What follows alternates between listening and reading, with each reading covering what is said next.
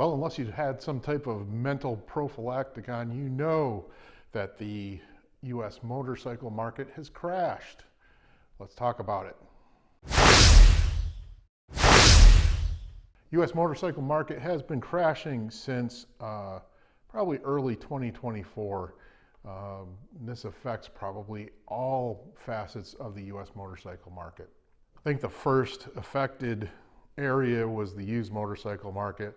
Folks coming off the COVID boom of the market. Folks may be first-time buyers, people returning to the market with money that they may have been imparted by the government or other ways. I know as much as they tell you not, employers were having a tough time getting employees to work, and really incomes were up. And I argue that in many facets of the U.S. economy, and people were making more money, so they were dropping money on motorcycles and other types of things, but in our purposes, motorcycles. Once it came off of that, there was a huge hangover, both in the used market and in the new market. But the used market hit first, and then you had these buyers out of that vein, and they were not experienced in the market. You had people that had unrealistically high prices and unrealistically low prices. Towards the mid portion of last year, bikes were staying on the market for months at a time. And there's actually residual bikes that were listed late summer last year that are still on any platform that you choose. In the new market, the dealers took advantage of their clients, people like me, people possibly like you. They were both manufacturers and dealers were doing this.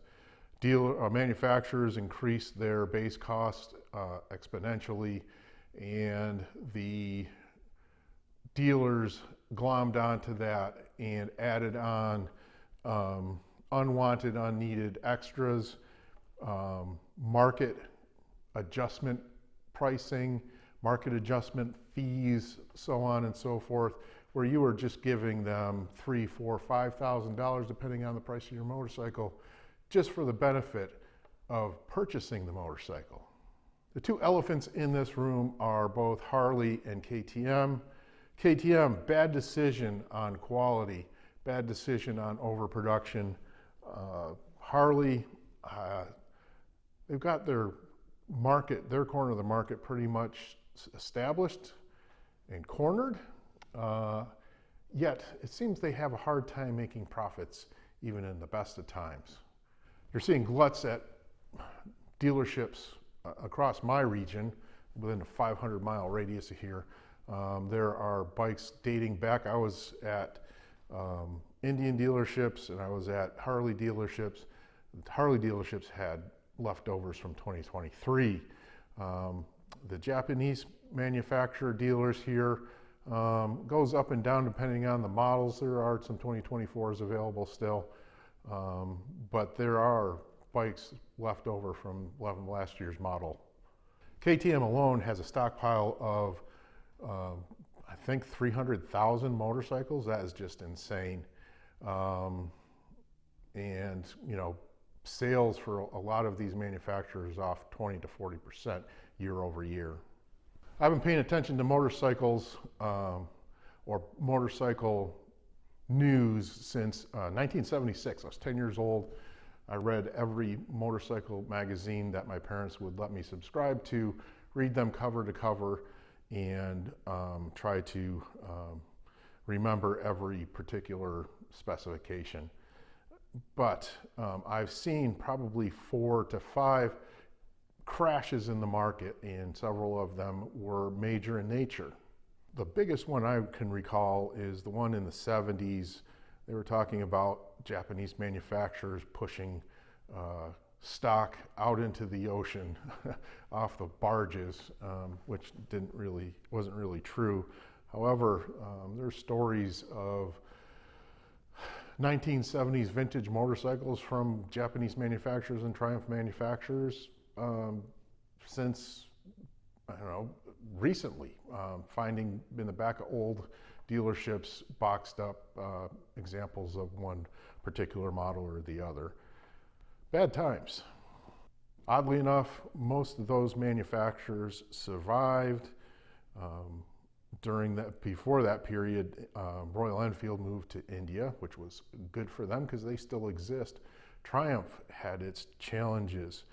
All of the Japanese manufacturers made it through. I know in the last, probably the 90s, 80s, 90s, last probably really big crash of the motorcycle market, both Kawasaki and Suzuki merged kind of. They shared some models, some branding technology, and that survived them through that weather, but it was not a good relationship. Really think who will survive. Obviously, Honda has done a great job of diversifying their lineup from things that are 125cc model platform that go across 3 or 4 or 5 different models that are hugely popular, bringing in folks that might not necessarily ride motorcycles, people that are young and want to get into motorcycling, and just they can evolve those customers through their model lineup from that 125cc Grom or that Kids 50cc all the way up to their monstrous Goldwing touring platform. I think that the RE has done a lot for themselves over the last few years for the first world markets and the second world markets. They've endeared them. They've got a huge global impact in some of the, especially third world countries. They sell at a low cost and a really reasonable product. What you'll get in this country is you will purchase it and you will probably lose 50% of the value over a couple of years. Chinese manufacturers, CF Moto, Kove, to a lesser extent, some of the other ones, the US distributors, which is I believe CF Moto, may or may not make it in the US, maybe so. Maybe their inexpensive lineup of reimagined motorcycles will continue on in this country. But if not, I mean, they've got such a global impact in third world countries where motorcycles are the mainstay of transportation. They're going to survive. They've got very little R&D into their product. Most of their motors are either copied or let's say assimilated technology from other manufacturers. But they're forced to be reckoned with, and they may come out of this on top of everybody else. KTM, that has gone bankrupt. They will come out of this as some type of brand. They will be purchased by another company. It depends on how that happens. If it is one of the Asian manufacturers, they may just dissolve themselves of the manufacturing in Austria, the engineering and all that, take those technologies with them to Asia and just continue to manufacture the same motorcycles year after year without much innovation more than changes in plastics. I don't think KTM comes out of this the same off-road dominant manufacturer that they were before. As far as what's happening on the ground, manufacturers are offering discounts. I don't think the dealers have learned their lessons, seeing the stock that's available right now. I am in the process, I've sold one motorcycle, and I'm in the process of either selling another motorcycle or trading it in. What's happening with the dealers is they're absorbing all those manufacturer discounts and charging you even more, so they are still trying to stay fat as they were during the good times and still kicking you in the rear end. And I think they're going to learn a valuable lesson out of that. This really affects a lot of recreational power sports in total, including side-by-sides, probably snowmobiles, you name it, water sports, that kind of stuff. I'm sure everybody's feeling it in a lot of these discretionary income industries. So with that crash of the market, I mean, you got to think about what manufacturers you're purchasing and what the availability is of dealerships in your area. Many motorcycles are now very technology-based, computer-based, and require an OEM piece of equipment to hook up to your bike to fix a lot of the problems that your, one-off repair shops won't be able to help you with. So you kind of really have to keep that in mind. So really a lot of dealerships are dropping. There are more and more I'm starting to see in my 500-mile radius, which encompasses a good portion of the Southwest. There are starting to see some dealerships dropping out. Kind of something you need to be cognizant of, see what dealerships have closed and maybe that trend across the country, and look at the brand before you go and purchase. You want to make sure that there's some type of dealer support around you.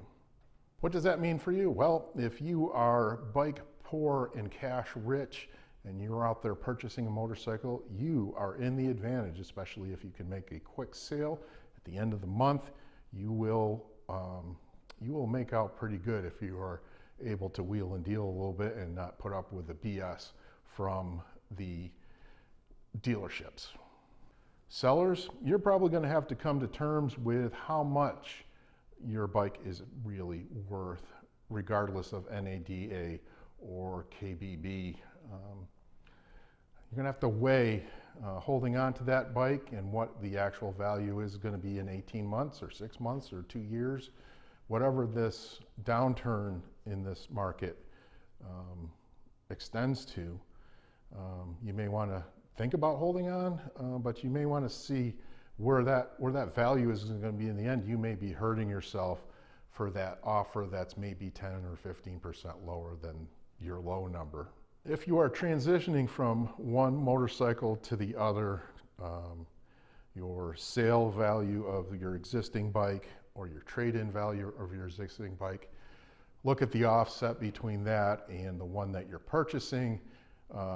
If they're not giving you maybe what you want for your motorcycle, or you can't sell your motorcycle for what it is, look at the value you're getting on the purchasing side, whether that's a used bike and using market tactics to go after that individual buyer and kind of educate him in a polite way of where the market is, or even at the dealership level, battling the onslaught of idiocy and getting yourself a good deal. You really want to look at purchasing tactics that you can look up on YouTube, whip out your Google and see what those are. But you're going to have to look at that balance of, poor market on my side, poor market on their side, make that all work out to an even advantage for you. So that's just my thoughts on the market crash. There is no way of knowing exactly where this is going. I'm sure there's a lot of folks out there that think they know where it is. I'm certain that most major manufacturers are going to come out of this in some way, shape, or form, at least in their current configuration. That's the big four Japanese folks. And then KTM has a different life story after this, which is harder to determine. We'll see what happens with Harley and their antics. But moving forward, if I have an update, I will update you. Thanks for watching. I appreciate you watching. Adios.